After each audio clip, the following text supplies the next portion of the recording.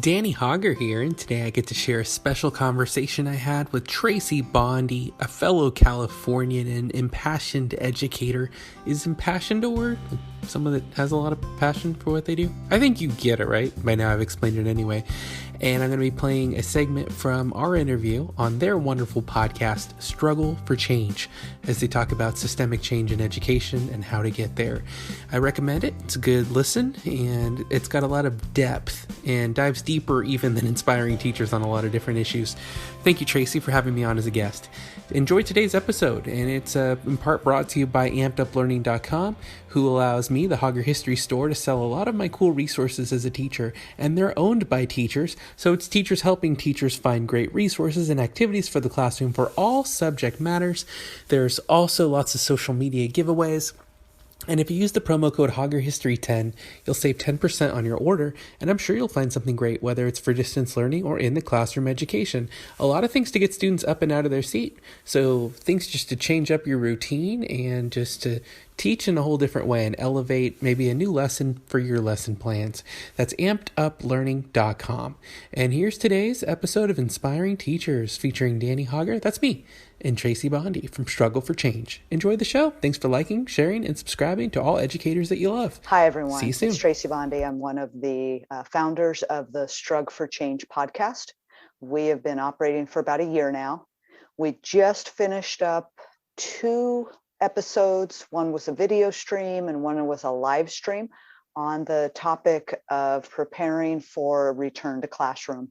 I don't like to say we're returning to school because all of you out there listening know that we have been in school since this whole thing started in March of last year, 2020. We have not missed a day. If anything, many of us maybe got a week of extended spring break, and then we were back teaching our students just in a way different format, right? From brick and mortar to remote. So today, we have a great opportunity to have a conversation with a fellow podcaster out there. This is going to be the first time we've actually interviewed a fine gentleman who's also running a podcast as a collaborative effort with others. And I'm going to ask him to talk a little bit about what they do on their podcast, and we'll do a little cross-pollination. So the conversation today is with Danny Hauger.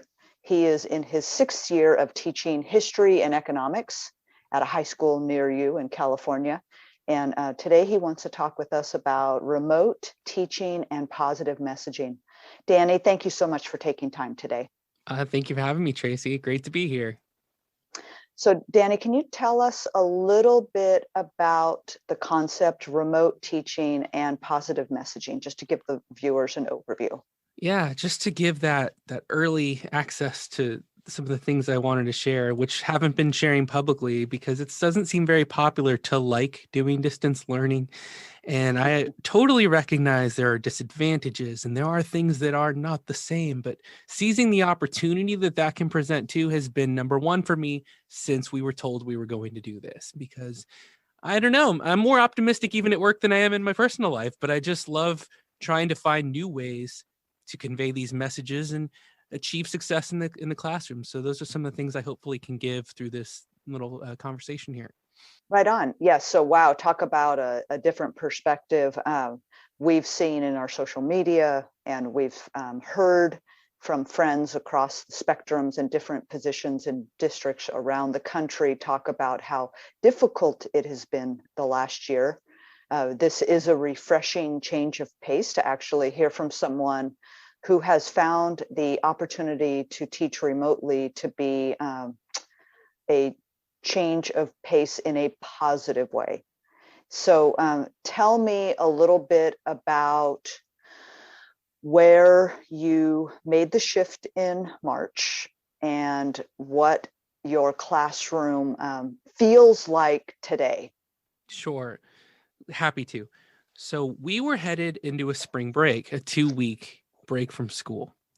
And over that break, had no idea that I would not return and see them physically. You know, a few students joked that out the door, see you next year. Did not know that would be the case. And so the adjustment needed to happen quick, and it needed to happen efficiently. I have a background in broadcasting, so a lot of people will call that out and say that, I'm more prepared than others maybe to hook up a microphone and begin remote.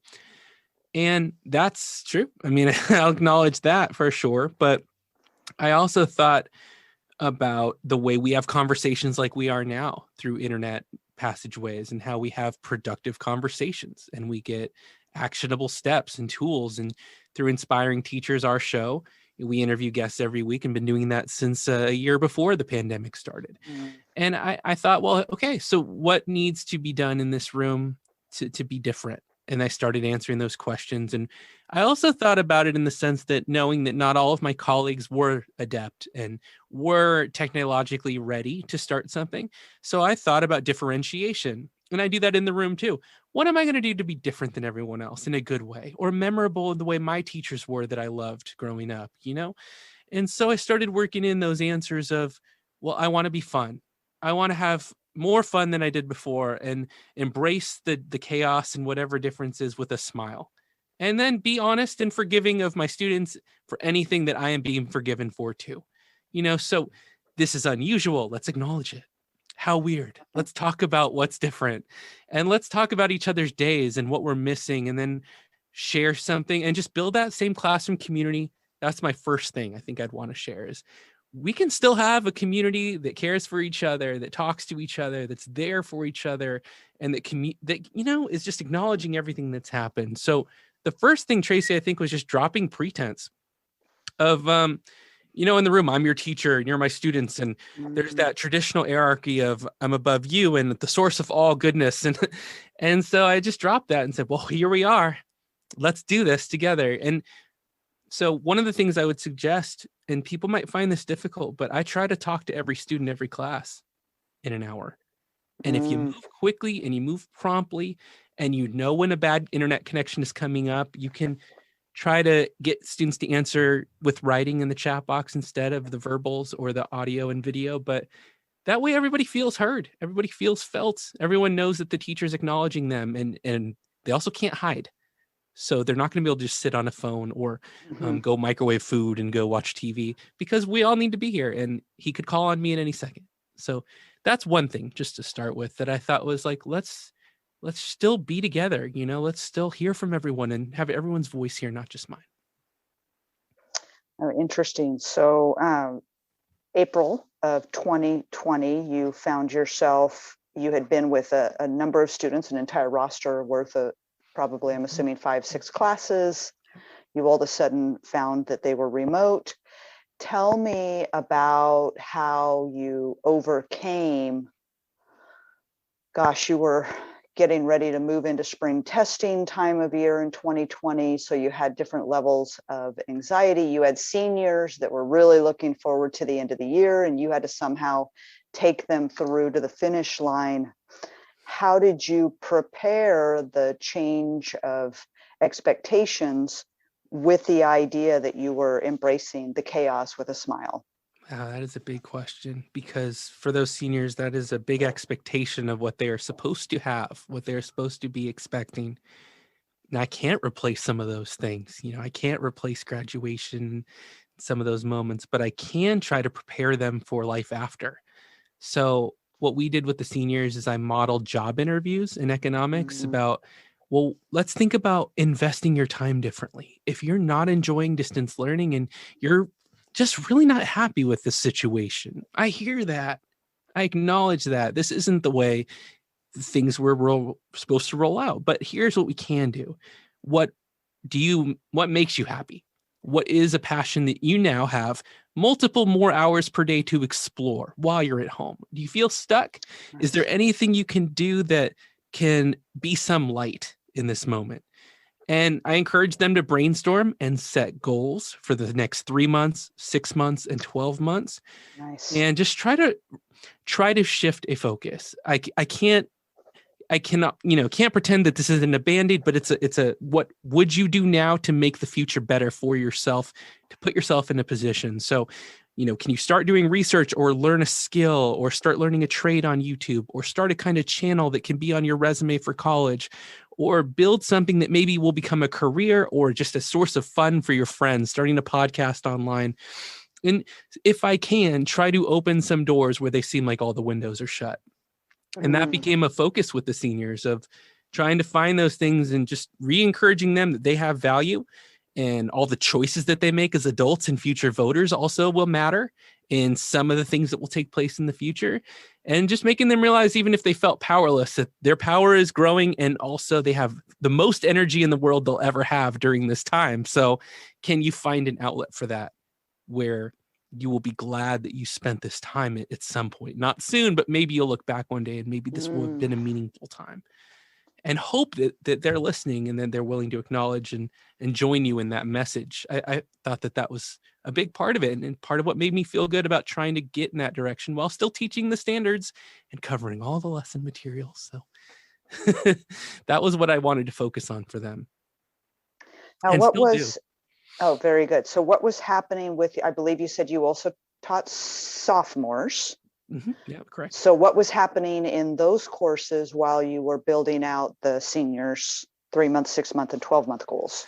Yeah. So sophomore year of world history, you're getting World War I, World War II, et cetera, moving to modern times, which then presents its own challenge. How do you cover the grimmest, darkest, most difficult concepts of humanity in a time that's kind of grim, kind of dark, not as bright as normal? So for that, we decided, I say we, but just kind of, I say we because I ask them how they're feeling and what would you want to do next? Give choices. Do you want to explore this in this country, in this context? Or what if you go and call a relative? How did your family come to America? Did any of your families enter during World War II or World War I? Was anyone escaping a difficult situation? And through that, it was kind of like a PBS Finding Your Roots kind of a situation where so many stories, you couldn't arrange it this way, tied right back to a chapter in the book or a lesson or a standard. And it was kind of like learning from forwards back. So by looking at current events, which kept us, I think, letting them talk about the things that were happening each week, the numbers, the cases, politics, whatever it was, and then relating it back to history, then made them care more about saying, oh, wait, the past kind of changed the present, didn't it? Yeah, I think that's how it works. And just letting them kind of explore too their own families and traditions. And, I always thought like I didn't know a lot about my parents and grandparents growing up, not a ton, just wasn't a conversation that was had, which always made me nervous with a name like Hauger. I'm like, what are you hiding? But they ended up learning things about their grandparents and their families. And I'm like, well, now I feel like we're getting education that's like more 3-dimensional, or they care more about what happened in Poland, or, so just, and that might not have been the case if we'd been in a physical classroom, because I would have been powering through with the normal lesson I teach at that normal point of the year, and maybe not has been as creative. I'd like to think that I would have, but this forced me to think differently. And that's not always a bad thing, and to reflect on like, what would make this better for me if I was on the other side of the webcam. Nice. So it sounds like you actually did some overlapping between the different grade spans, knowing that even though they were in very different places in their educational experience, there were still opportunities to provide choice. Maybe look for some of those. I don't like to call them passion projects because that's kind of been an overused term, right? But the concept of letting them look out to potential countries and think about how they might relate to events today. Boy, that there was probably a lot of material there to work with. So often there are things that we'll read in current events that are directly related to things we're talking about, sometimes to the week or to the day. And it's amazing. Right. And I know a lot of our young people don't realize that because they just flat out haven't had enough experience out there. So you, like every other teacher across the country and globally, because we saw this around the world in other countries, all of a sudden we're faced with taking your content as a subject matter expert and having to deliver it and work with it in a new way. How did you work with peers, grade level, comparative teachers, and even across subjects during this really crazy time in the spring? What were some of the conversations that you guys were having? Well, there was a group chat for about 7 of us who came on board at this high school about 3 years ago. That was one of the things I missed the most. seeing them, the drop-ins, the casual conversations, and the collaborations, even things you can use from teachers of different subjects, the way they conduct a classroom conversation. Miss those things. The group chat was good some days and then quiet some days. So the department still met and still held check-ins, and we still shared best practices, and we're able to share new ways of doing things, and also check in on different issues we were all facing. So yeah, I would credit our department. I think the social studies department is pretty tight and adaptive, I think is a good word. And so that was nice, because then you've got some peer support, and you know that if a good idea is had by one person, it'll get shared, and then the options there. And it's also not forceful, which is also, I think, a great quality, to know that you've got to find your own way to swim kind of here during this time. So I think that's kind of how that worked out. But I definitely did miss some of the, I don't know if it's right to call us younger teachers at this point, but like, I guess so, compared to some of the overall years of tenure. And yeah, I did miss some of that, and could feel some of your colleagues too. The distance becomes kind of a difficult thing, but everyone also has a life to balance. So yeah, that's kind of how that went. Now, did you through the spring ever end up in any interactions with some of the teachers that you were working with directly, or that you were coming across with through your podcast, that really did not translate well to a remote learning environment, just because of the way that they taught, maybe the style of teaching? Or did you feel like in your group, even beyond the 7 teachers that you were in this chat with, that most of the teachers that you communicated with out there were actually adjusting fairly well? I won't say quite well. I think most were adjusting fairly well. I know of a few individuals who really prefer to not change the way they were doing things because it was proven to be effective in the old setting.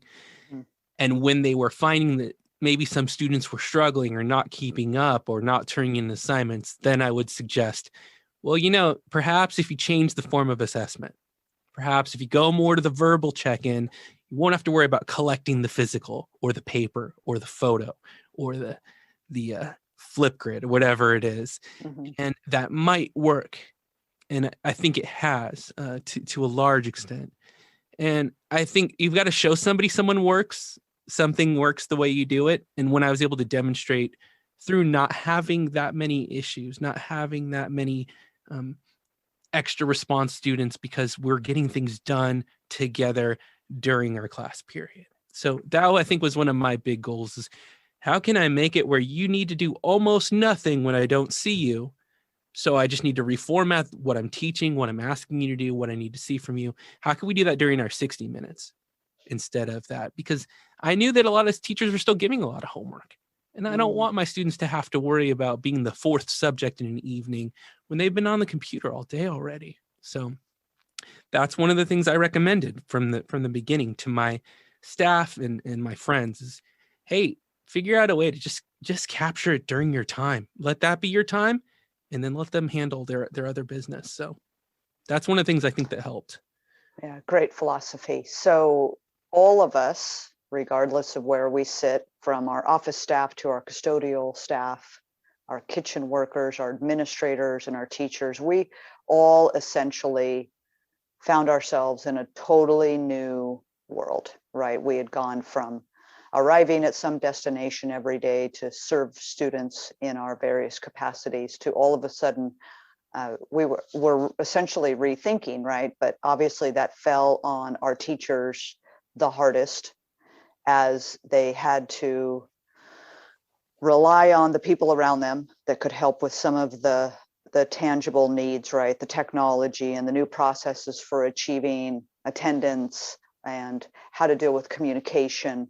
But teachers all over the country were still being faced with their roster of students every day or every other day, however the scheduling worked out.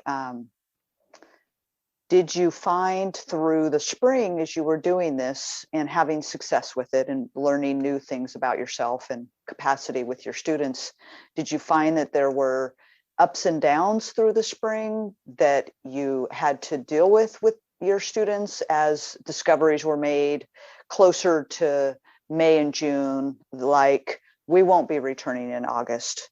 And what does that mean? And oh my gosh, I'm not going to be back in my classroom maybe for a very long time. And none of us knew what that meant, right? So, and that is part one of my conversation with Traci Bonde. We'll be back next week to talk about what happened the next semester, what's been happening in the last 9 months. And Traci and I will also catch up once I return to the classroom and recap what that process has been like. For now, thanks to Traci for the Struggle for Change podcast, to my co-host Tavis Beam, who's not here with me now, and to everyone who's listening, thanks for liking, sharing, and subscribing. Don't forget to